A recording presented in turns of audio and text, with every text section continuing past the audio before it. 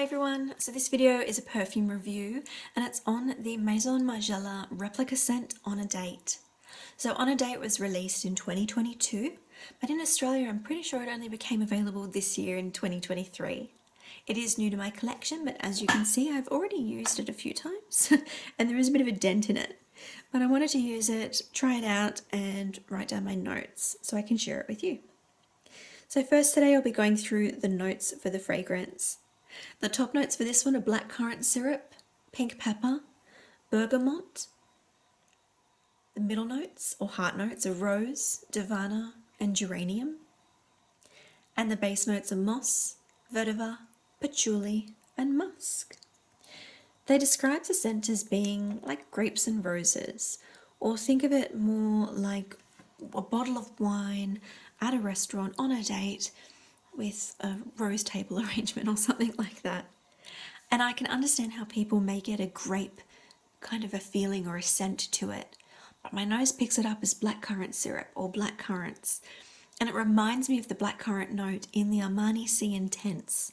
So not the older version in the black bottle, but the newer version in the clear bottle with the dark amber coloured liquid. And I like that scent. I do like that blackcurrant note, but I can certainly see how people pick it up as a grape. It is that fruity, kind of wine-like, juicy note, but not super sweet fruity. I think the pink pepper and the more spicy, almost powderiness of it stops it from being overly fruity. On me, I do smell the rose and that floralness does come through, but my experience has been that it's sort of a soapy scent, and I've had mixed experiences with this one, and I'll explain what I mean. So the scent, overall, most people say that their experience has been that this scent swings typically feminine, and for me, I had the opposite. I found that on my skin, this was definitely a unisex scent, or if anything, a little bit more masculine.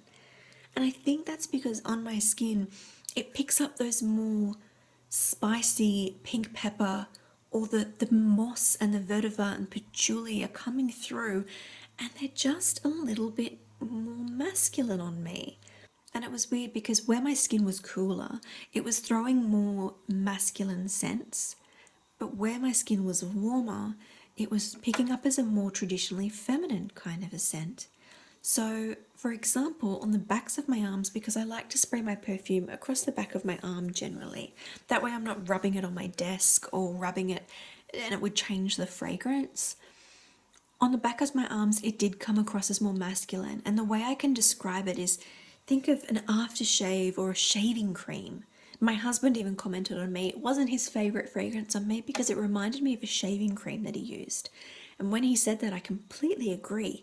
It had that soapy, spicy, typical shaving cream kind of a fragrance. But then it was interesting because more towards where I sprayed it on my cleavage area or my elbows, which for some reason were a bit warmer, it was more fruity.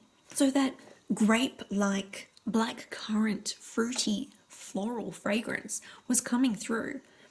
So I've had two very different experiences with the one scent.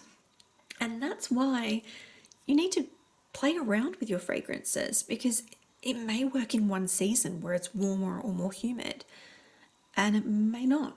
It might be a more cooler weather. I think if you are reading the reviews and you are purely blind buying and going off the fact that so many people are saying this is really, really typically feminine, and that's the kind of scent that you go for, you might want to smell it first, because it is quite an investment as far as perfume goes to blind buy and not enjoy it. So my experience is that longevity, it's pretty weak. It is a skin scent. When you first spray it, yes, you can overspray, you get a little bit more out of it, but it doesn't last for more than a few hours. And that's typical with my experience so far with the other replica scents that I own. If you're interested, I will do a review on those too, because there are a few that I've been trying and some gems that I found and some misses too. But for this one, yeah, it was weak after the first initial spray, which is quite strong. So it's not a big projector and it doesn't have a lot of sillage. You can reapply though if you're not worried about that. As far as the price point goes, it is quite expensive. So this particular size is the 100ml, and in Australia it retails for around $205.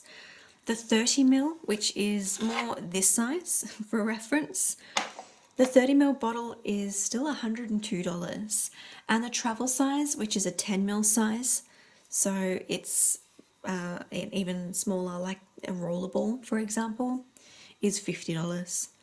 So it is still quite pricey. It is a lovely scent though. I appreciate the way that it's been blended, but it's not going to be a daily wear for me. I am curious about layering it though with some other scents to see if I can bring out that more blackcurrant kind of a fragrance from it, because I like the fruity aspect of here. I'm not a huge fan of that soapy shaving cream scent that it brings out. So I'm going to try maybe spraying it in a few different areas, so not so much the backs of my arms, but maybe more my stomach, where it tends to stay warmer under my clothes, for example, or on my clothing, a material, because the skin reacts differently than a material does with perfume. The bottle is lovely though. I like the simplicity of the bottle.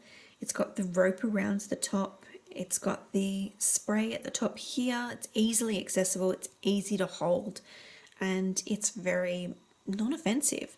It's good to display, simple looking, and it's just overall a nice looking bottle. Overall though, I would recommend not blind buying this one. Don't rely on the reviews just alone. A lot of the reviews said this is wonderful, it smells like wine, it smells like grapes. I don't get all of that. I don't get it on me. I get a more soapy shaving cream kind of a scent with some blackcurrant in there occasionally. So this one I don't think is a safe blind buy. If you can't get a sample, maybe try the smaller bottle if you can't get out and smell it. But I don't say this is a safe blind buy unless you know that you like it. Yeah, just be careful.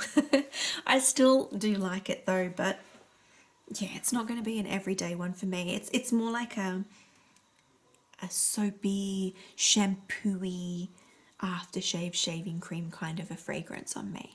But that's okay. It's still nice. It's blended really well, and it's a good quality perfume. Like always, if you have any other questions or comments, if you've tried this yourself, please let me know how you found it. I'd love to hear how it reacted on some of you. If you've got this one or tried it in store, please let me know your experience, because I can't find many other people that have had the same experience as me. So it's interesting how it's reacted, but I think it's helpful to know, because if you can't smell a perfume, if you know you react the same after other reviews that I've done, or you like fragrances, I mean, I like a wide range of fragrances, but if you tend to like the ones that I like, it is always helpful, but I wouldn't rely on it for this one. Not for the money that you pay. Smell it first. Definitely smell it first. But yeah, have any questions, please leave them below. Otherwise, I hope you're all having a fantastic afternoon, evening or morning, whatever it may be, wherever you are. And I'll see you all again really soon in my next video. Bye for now. Mwah!